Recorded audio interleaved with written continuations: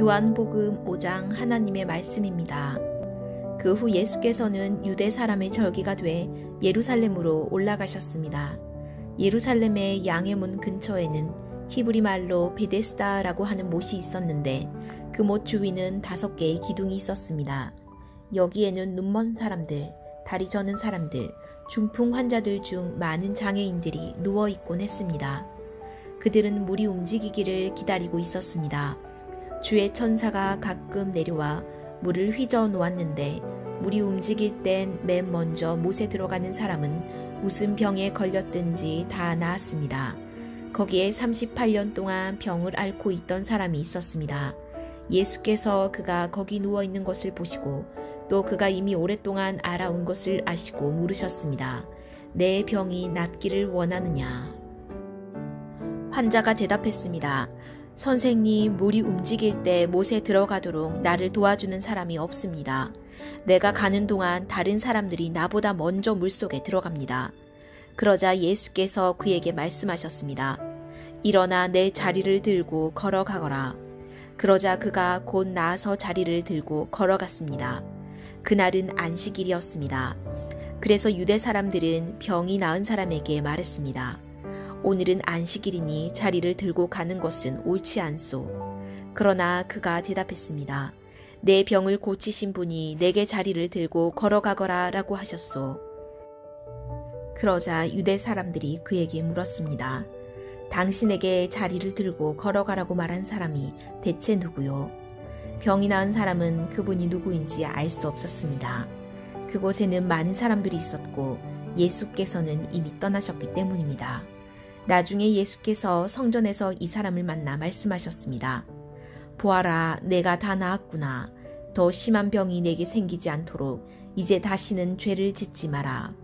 그 사람은 유대 사람들에게 가서 자기 병을 고치신 분이 예수라고 말했습니다. 예수께서 안식일에 이런 일을 행하셨기 때문에 유대 사람들은 예수를 핍박했습니다. 예수께서 그들에게 말씀하셨습니다. 내 아버지께서 지금까지 일하고 계시니 나도 일한다. 유대 사람들은 이 말 때문에 더욱더 예수를 죽이려고 애썼습니다. 예수께서 안식일을 어길 뿐만 아니라 하나님을 자기 아버지라 부르며 자기를 하나님과 동등하게 여기셨기 때문입니다. 예수께서 그들에게 이렇게 대답하셨습니다. 내가 진실로 진실로 너희에게 말한다. 아들 혼자서는 아무것도 할 수 없고 아들은 아버지께서 하시는 것을 보는 대로 따라 할 뿐이다. 아들은 무엇이든지 아버지께서 하시는 일을 그대로 한다. 아버지께서는 아들을 사랑하셔서 하시는 일들을 모두 아들에게 보여주신다. 또한 이보다 더 큰 일들을 아들에게 보여주셔서 너희를 놀라게 하실 것이다. 아버지께서 죽은 사람을 일으켜 생명을 주시는 것 같이 아들도 자기가 원하는 사람들에게 생명을 준다. 아버지께서는 아무도 심판하지 않으시고 아들에게 모든 심판을 맡기셨다. 이는 모든 사람이 아버지를 공경하는 것 같이 아들도 공경하게 하려 하는 것이다. 아들을 공경하지 않는 사람은 그를 보내신 아버지도 공경하지 않는다.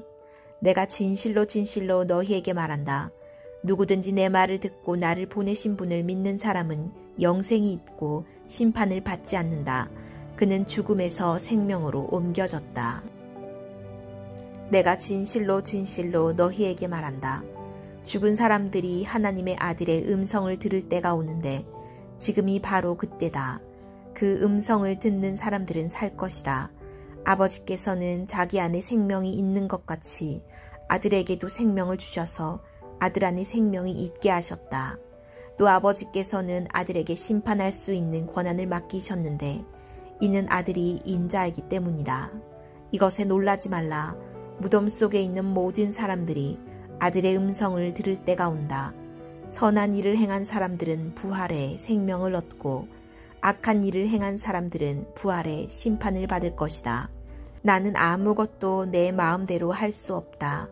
나는 아버지께 들은 대로만 심판하기 때문에 내 심판은 공정하다. 이는 내가 내 뜻대로가 아니라 나를 보내신 분의 뜻을 기쁘게 하려 하기 때문이다. 만약 내가 나 자신에 대해 증언한다면 내 증언은 참되지 못하다. 나를 위해 증언하시는 분이 계시는데 나는 나에 대한 그분의 증언이 참인 것을 안다. 너희가 요한에게 사람들을 보냈을 때 그가 이 진리에 대해 증언했다. 내가 이 말을 하는 것은 사람의 증언을 받으려는 것이 아니요 다만 너희로 하여금 구원을 얻게 하려는 것이다. 요한은 타오르면서 빛을 내는 등불이었고 너희는 잠시 동안 그 빛 안에서 즐거워했다. 그러나 내게는 요한의 증언보다 더 큰 증언이 있다. 아버지께서 내게 완성하라고 주신 일들, 곧 내가 지금 하고 있는 일이 바로 아버지께서 나를 보내셨다는 것을 증언한다.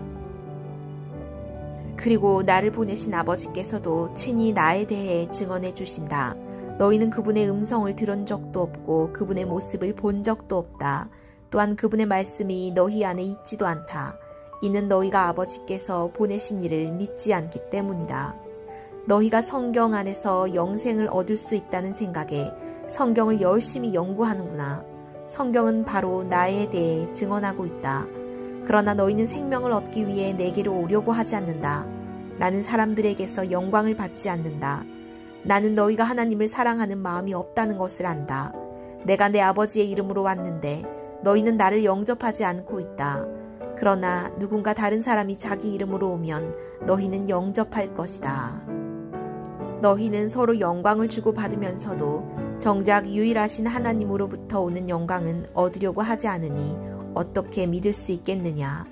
그렇다고 내가 아버지 앞에서 너희를 고소하리라고는 생각하지 말라. 너희를 고소하는 사람은 너희가 소망을 두고 있는 모세다. 만약 너희가 모세를 믿었다면 나를 믿었을 것이다. 모세가 나에 대해 기록했기 때문이다. 그러나 너희가 모세의 글을 믿지 않는데 어떻게 내 말을 믿겠느냐.